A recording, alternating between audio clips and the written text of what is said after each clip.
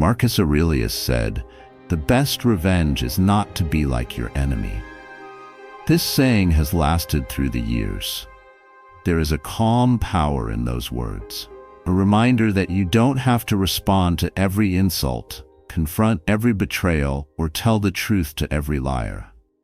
Most individuals never learn how to utilize silence well, but it may be a kind of strength. People are quick to respond and even quicker to post about it these days, so quiet feels strange. But there are certain times in life when not saying anything is the smartest and strongest thing you can do. The Stoics knew this. They believed in the discipline of restraint, the wisdom of self-control, and the fact that justice always finds its way, whether it be through people or nature. This isn't about being lazy. This is about getting your calm back, maintaining your dignity, and knowing that karma and nature itself has a longer memory than any grudge. Let's talk about the 7 times in life when you should not say a word, and let karma take care of the rest. Number 1. When someone betrays your trust. Legend has it that Epictetus once stated, "It is not what happens to you that matters. What matters is how you react to it." When it comes to human experiences, betrayal, particularly genuine betrayal, is among the most shocking. It is not just painful, it also causes instability. Your judgment, your kindness, and even your sense of self-worth have all been called into question as a result. Perhaps it was a friend who broke the confidentiality of a conversation and made it public knowledge. Perhaps a member of your family took advantage of your vulnerability and exploited it against you. Alternatively, it could be someone you loved profoundly, someone who made a pledge of loyalty but turned their back on you at the exact moment when it was expedient for them to do so. Almost time, the initial reaction is the same. You should protect yourself, you should retaliate, and you should confront them with every word that you have concealed deep within your chest. Your chest tightens as a result of a combination of anger and melancholy. You want them to experience the same pain that they caused you. You would like for them to comprehend. Silence, however? Silence communicates at frequencies that even the loudest voice will never be able to reach.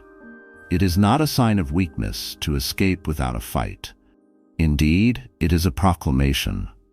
The message that you are conveying is that you are no longer worth the weight of my words. Through your actions, you are demonstrating that your peace is not open to negotiation, that they never had the authority to determine the value of you. It is not about allowing them to triumph. Rather, it is about choosing to be silent rather than to join in the turmoil. Because someone who betrays you has already demonstrated the nature of their character, it is important to remember this. It is not necessary for you to remove the mask once it has fallen, because they have already revealed their face. The words of Seneca serve to remind us that he who does wrong as against himself. Wait for that to set in. Whenever someone breaks your confidence, they cause harm to themselves that is significantly more profound than the harm they have ever caused to you. It is possible that they will not feel it right away, but time is a cruel adversary. They will carry the weight of their decisions with them for a very long time after you have separated from them.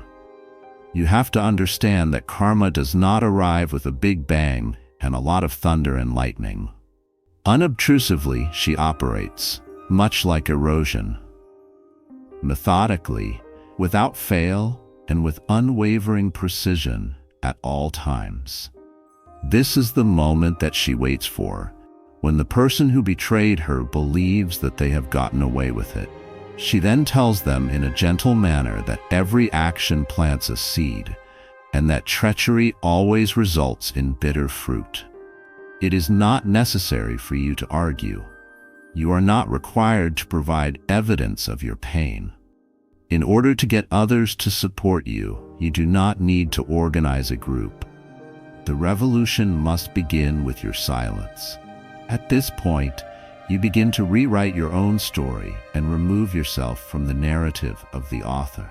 Allow them to speculate as to why you chose not to fight. The area that you leave behind should be left for others to sit in, mostly due to the fact that the absence of your presence, your commitment, your attention, and your spirit is sufficient punishment. The best revenge is to be unlike him who performed the injury, Marcus Aurelius said, capturing this idea flawlessly. Be different from them then. Stay firmly planted. Keep your cool. Keep your silence. Is there anything that you could possibly say that karma won't express louder, clearer, and more precisely when the moment is right? Ask yourself this question whenever you feel the impulse to break that quiet. It is not enough for you to simply be silent. You are also silent. This marks the commencement of the legal system. The most potent component. What is it? There is no need for you to carry out even a single action. Number 2, when you're misunderstood on purpose. Being purposely misunderstood amounts to a particular form of severe treatment. There is no chance involved. There was no error made. In other words, it is a strategy. This is because people feel frightened by your reality, which includes your clarity, your composure, and your presence. To make you appear to be the one who is acting aggressively, they alter your words just enough. Selfishness is what they use to reinterpret your boundaries. Arrogance is what your quiet becomes. It is abandonment that your growth becomes. In addition to that, it does not end there. They relate their version of the story to anyone who will listen to them. A script that has been meticulously crafted in which they play the role of the victim and you play the role of the villain. In the beginning, it is an intolerable sensation. Your name is being dragged through the muck of the past. People are creating opinions based on false information. In addition, you have the need to yell out, "That is not what took place." You want to defend yourself, to correct the record, and to destroy their false narrative. You want to do all of these things.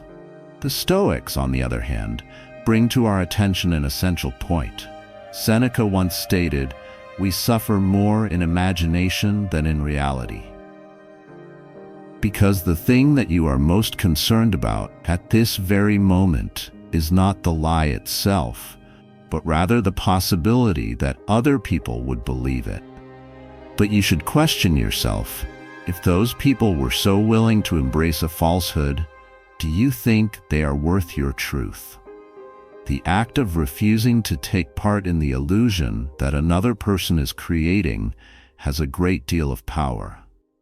It is a sign of authority when they lie and you do not pursue them, when they gossip and you do not respond to them, and when they play the game and you refuse to even turn there. This is an example of discipline. That exemplifies the Stoic resilience. An enduring reminder was provided by Marcus Aurelius, who stated, "If someone is able to show me that what I think or do is not right, I will happily change. On the other hand, if no one demonstrates it to me, then I will continue on my current path."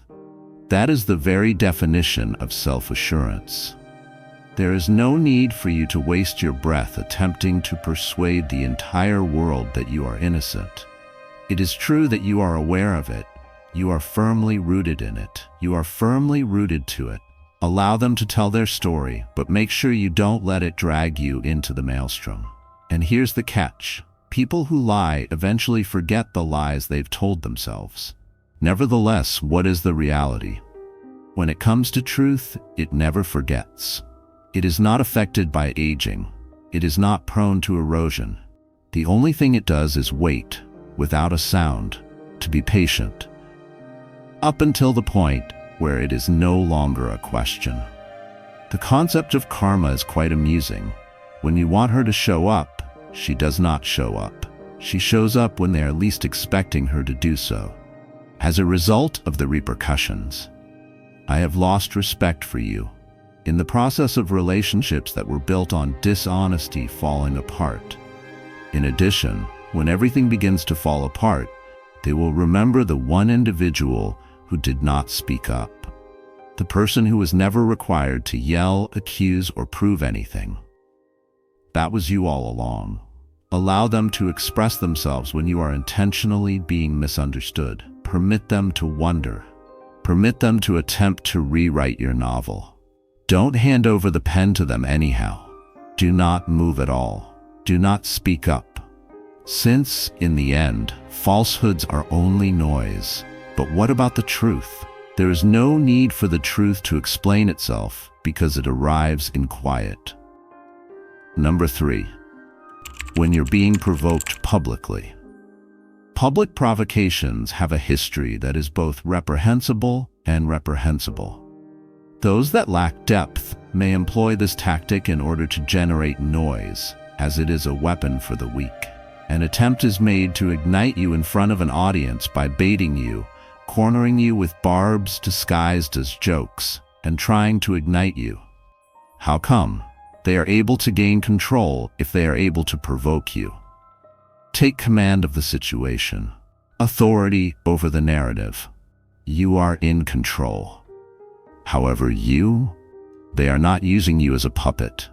It is not their stage that you are on. You were never intended to put on a show for people who are foolish. Instead of merely preaching calmness, Marcus Aurelius exemplified it in his own life. As the Emperor of Rome, he was constantly reminded of the following phrase: "The best revenge is to be unlike him who performed the injury." He was surrounded by politics, betrayal, and public scrutiny for his actions. As a result, it is not your responsibility to respond in kind when someone makes fun of you in public or when they attempt to undermine your dignity through the use of slang and theatricality. Your mission is to be different from them. People who irritate you are frequently really insecure, but they will never reveal this truth to you. To hide their anxiety, they make use of noise. Because they are afraid of public confrontation, they prefer to do so in public settings. By hiding behind laughter, sarcasm, or passive-aggressive behavior, they are unable to confront you in silence, which is where the truth resides. A response from you is required, simply because you give them significance when you do so. They become someone who is worthy of being noticed. Then again, when you maintain your composure, keep silent, and they are brought to light by you, you expose them to light.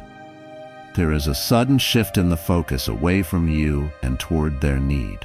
The teachings of Epictetus include the following: if someone speaks ill of you, live in such a way that no one will believe it. In the room, let your actions be the loudest voice that can be heard. Listen to the words of your dignity, mainly due to the fact that you do not have to defend your name to those who only know you through secret conversations. What's more, you don't have to put yourself down in order to win the approval of a public that has been educated to cheer during times of conflict. In the event that you have ever been publicly provoked, whether it was at school, at work, or even online, it is important to keep in mind that it takes more strength to walk away without uttering a single word than it does to shout 1,000 words. Being silent is not a sign of weakness. It is a matter of strategy. It is a sophisticated approach. The message conveys the idea that I am not available for your circus. And what about karma? Attendance is impeccable in her case. It was clear that she was present in the room. This is what she witnessed. The person who attempted to humiliate you is now forced to deal with the silence that you have left behind, while you are able to keep your dignity intact. It reverberates more loudly than any insult that they might give. Number 4. When they boast about hurting you. Those individuals who take pleasure in the suffering they have caused you are engaging in a particular form of cruel behavior. Your sorrow is transformed into a story that they recite for the purpose of amusement, and it is used as a weapon by them to elevate themselves. Irrespective of whether it is a friend making fun of your fragility, an ex boasting about how easily they replaced you, or a colleague celebrating how they ruined your efforts, what you are witnessing is not confidence. Putting on a mask is the act of cowardice. They want people to perceive them as powerful in the world. However, if you look attentively, it is not necessary for true power to express itself. There is always a deeper cause behind the impulse to gloat, whether it be remorse, uncertainty, or fear. They brag because deep down, they are aware that they have lost something valuable, which is their presence, your trust, and your allegiance. As a result of the fact that they are unable to regain it, they attempt to rewrite the narrative in such a way that they are just unapologetically honest or doing what they had to do. In contrast, the Stoics were able to recognize this kind of behavior. Marcus Aurelius issued a warning saying, "Do not waste any more time trying to argue about what a good man ought to be." The phrase, "be one," the person who boasts about causing pain, is still caught up in the middle of the debate. But you, on the other hand, are making your way toward calm and complete silence. Now, what is the difference? This utters a great deal. There is no need for you to respond.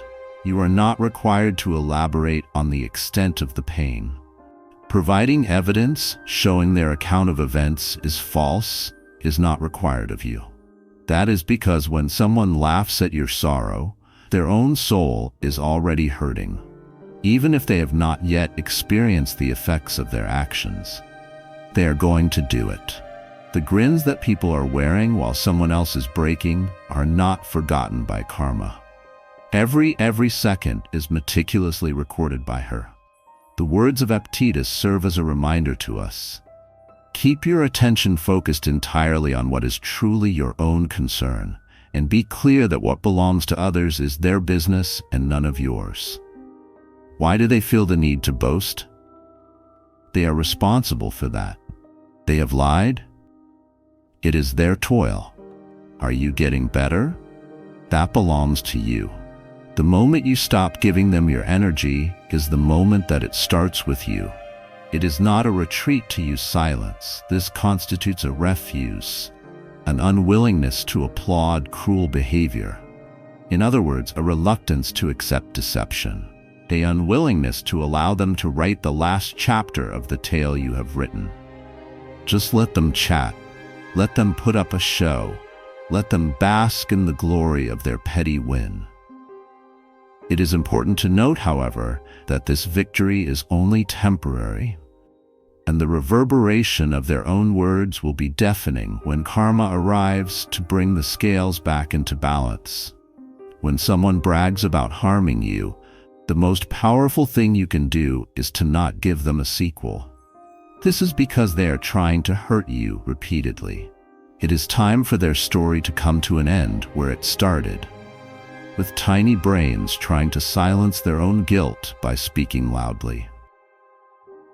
What about you? You proceed without making any noise, with great power, with no disturbances. Number 5. When you're growing and they're envious. There is a peculiar mirror in growth. Not only does it reveal who you are getting to be, but it also reveals who other people are not willing to become. Pay special attention to the moment when you begin to make progress, when you begin to construct something out of your suffering, when you begin to level up your mindset, your body, and your work. A few individuals will applaud, but what about others?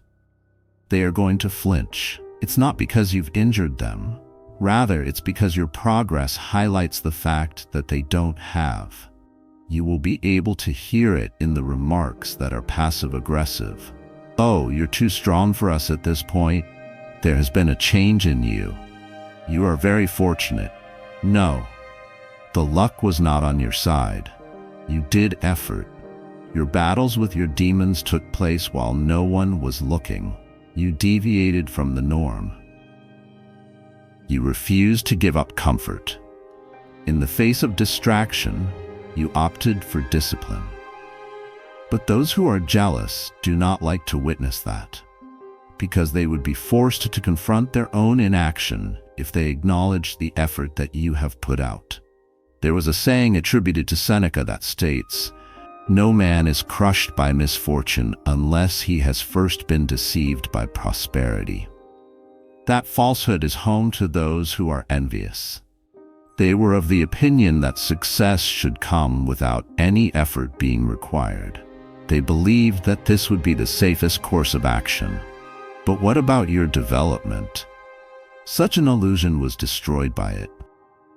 However, rather than being motivated by your success, they feel resentment toward it. Therefore, what do? In communities that you are no longer a part of, they make you feel inferior. They give you a sneering look whenever your name is mentioned. "He's not that successful," they say, demeaning your accomplishments. "She believes that she's doing better now." However, here is something that they do not comprehend. Your response is silence, because everything you say would still be interpreted as arrogance that you have expressed. Therefore, you let your actions to speak for themselves. You allow your results to speak for themselves. You have allowed your progression to be the most prominent voice in the room. A ship should not ride on a single anchor, and life should not be based on a single hope, according to Epictetus's teachings. And the opinions of people who are envious of you do not serve as the foundation for your life. It is rooted in the discipline that you have, in the center of your attention. As a result of your refusal to apologize for making progress. It is not necessary to describe the way to others who are hesitant to take the initial step when you are actually on your journey. You do not owe them any of your own energy. Permitting them to observe in quiet is, in point of fact, the most effective action you can take. It is best to let them simmer with their resentment. Encourage them to experience the tension that comes from their own untapped potential. In addition, let karma demonstrate to them what happens when you water your own garden while they are too busy hurling stones at you instead. Mainly due to the fact that jealousy is a harm that one inflicts upon oneself. Consumes food from the inside out. What about you? There is no need for you to confront that. Reality will take care of it. All the time, life does. So it's a positive thing if your development has caused someone to feel uneasy. This indicates that you are becoming successful in some way. Proceed with your journey. Maintain your ascent. You should also keep in mind that the higher you go, the more silent your circle will get.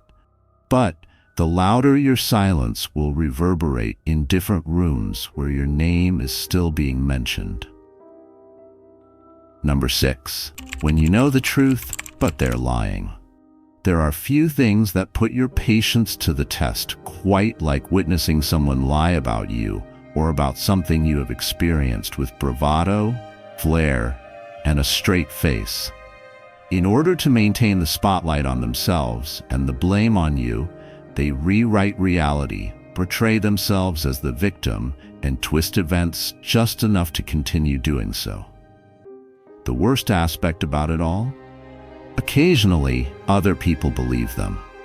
In certain cases, the audience cheers for the actor rather than the one who is being honest.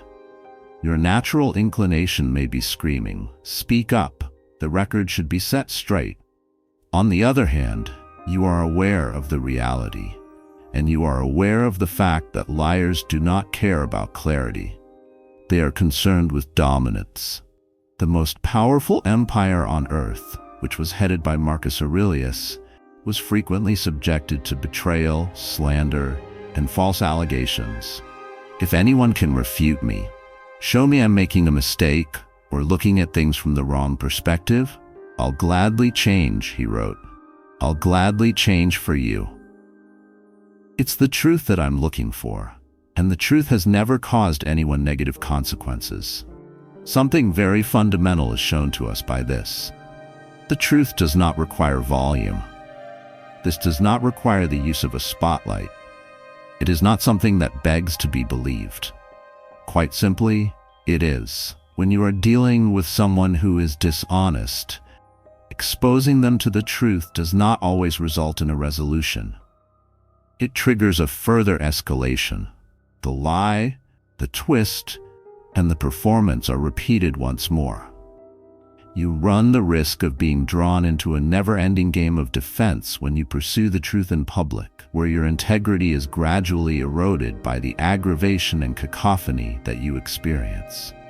Put your voice down instead. There is no weakness in remaining silent. Restraint is the word. The problem is that you are not willing to get involved with them in the muck. Because slinging dirt may garner attention, but it never contributes to the development of peace. Additionally, you are guarding the tranquility that you have. Seneca cautioned us, saying, "Time is the discoverer of truth. Nothing needs to be forced upon you in any way." It is inevitable that the liar will ultimately contradict themselves. One day, their story will be revealed. The inconsistencies that they exhibit will be brought to light by their craving for attention. And when that occurs, you will be the one who have never spoken a word, who have never fueled the fire, and who have never provided them anything additional to twist. While you are still standing, you will remain calm, rooted, and unaffected. In the meantime, what about their house of lies? Trembling starts to occur in it.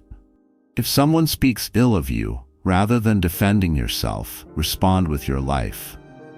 Epictetus has also been quoted as saying, "If you live your life so beautifully, so honestly, and so firmly, then no falsehood will ever be able to stick." People are finally able to see. Eventually, they discover who managed to maintain their composure and who was responsible for the turmoil. Therefore, if you are now refusing to acknowledge a truth that other people are denying, you should do so in silence. If you want to convince the world of something that it will eventually see on its own, you shouldn't waste your efforts attempting to convince it. The skill of deception is something that should not be entrusted to someone who has perfected it. Truth cannot be rushed. Furthermore, karma is immutable. Allow them to present their view. Allow them to benefit from the echo chamber. However, keep in mind that storms are on their way, and homes constructed on the foundation of lies, their existence is short-lived. Number 7. When someone tries to diminish your worth. When someone is misjudged, there's a subtle violence that occurs. When you are told that your aspirations are too big, your objectives are too ambitious, and your confidence is misplaced, you are considered to be lacking. Certain individuals do not insult you by making overt attacks. Rather, they do so by remaining silent, using sarcasm, or providing backhanded compliments. When they see your growth, they roll their eyes, they doubt your decisions, and they laugh at your sense of ambition. How come? Mostly due to the fact that your existence poses a challenge to the ease of their mediocrity. Epictetus provided us with a reminder saying, "Know first who you are, and then adorn yourself accordingly." This is not merely a quote, it is a piece of armor. Because when you have a deep understanding of who you are, when you've put in the effort to heal, create, fail, and rise again, you do not need to beg for affirmation. You are the validation. There will always be individuals who want to minimize you so that they can fit you into their comfort zone. Because they are unable to compete with your efforts, they will minimize them. They will make an effort to define your bounds, based on the restrictions that they have. However, it is the perspective they hold. The lens through which they view the world is colored by feelings of fear, jealousy, and insecurity. According to a quote attributed to Marcus Aurelius, "The opinion of others is not your concern." Remember to keep your attention on your own actions. When someone questions your worth, you should not defend yourself. Stay away from retaliation. Just try to keep in mind who you are. You are the master of silence, for the reason that your silence is not void, rather it is a reflection. A mirror that reflects their own inadequacies, their own reservations about themselves, and their own inability to progress. There is nothing that is more distressing to someone with a narrow mindset than being forced to confront their own inadequacy while you are in the company of your composure. You shouldn't strive to prove how large you are when someone is trying to make you feel like you're not even that huge. Simply put, be a huge person. It is your actions that speak. Your self-control, your work ethic, and your character should be able to stand taller than any insult that they could possibly throw at you. Seneca imparted the wisdom that no man is more miserable than he who never encounters adversity, because it is not possible for him to demonstrate his worth. Therefore, when other people try to minimize your value, you should view it as a sign that you are doing something that deserves to be noticed. To be resisted, indeed. Justifiable in terror. Is that karma? Additionally, karma observes in silence. She discovers those who made fun of your origins, those who attempted to stifle your growth, and those who murmured that you were not sufficient.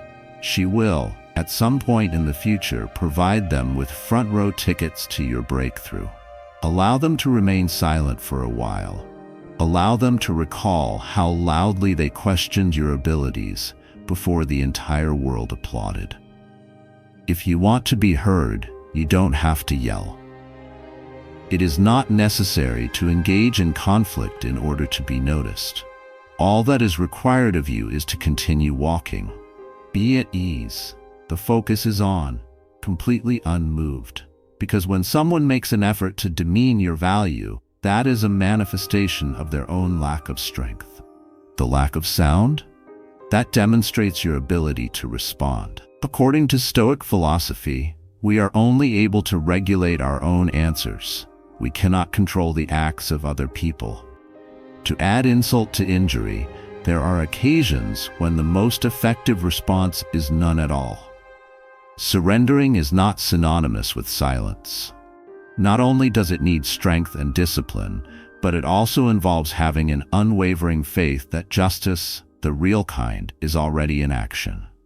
Your assistance is not required for karma. This woman does not require your voice.